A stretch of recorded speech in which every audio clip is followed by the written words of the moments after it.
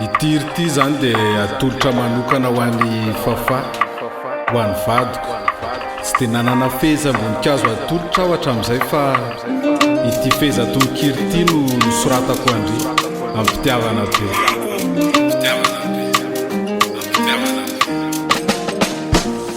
Manange apa mitsingeho azany mena nilanao re masoko jamba rehefa tsy mahitanao efa nivoadysika hoe tsy ho atako ilalao dia nanaiky anao tsaniandry anitalao ny fiainako mamiratra atao masoandro maniraka iroso hatran'ilay tsikinao tonga lafatriny reo tsanentina tako aneo nivonako eto androany ka reo adiady fa eniko mba hialana tsiny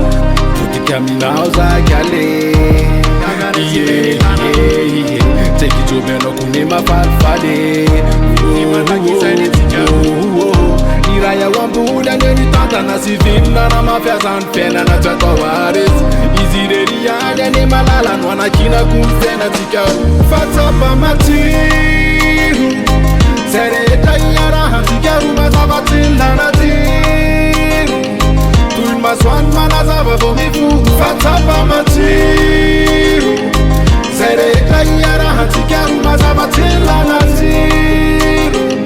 Tulma swan manazaba vomifu Sukafun barabarankely feo anao ve zany malalasa feo amborokely ore misitsioke to tadikikike miantsoantso mianarako hoe malala tao mba hiarako sokafony fonao fazahita fitiavanao amponao ray valizy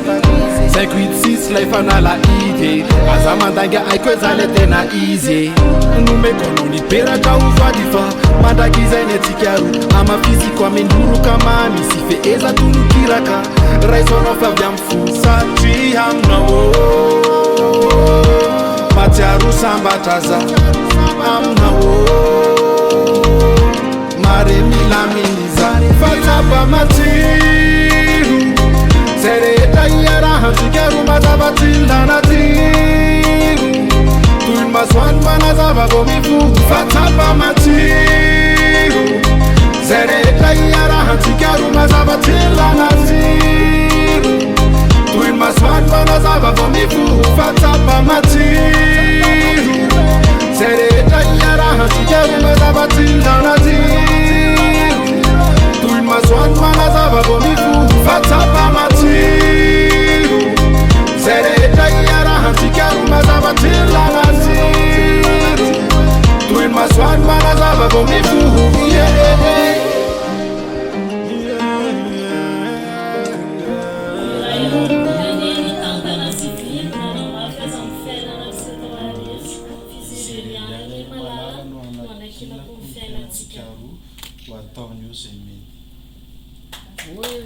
kama fiara mizurua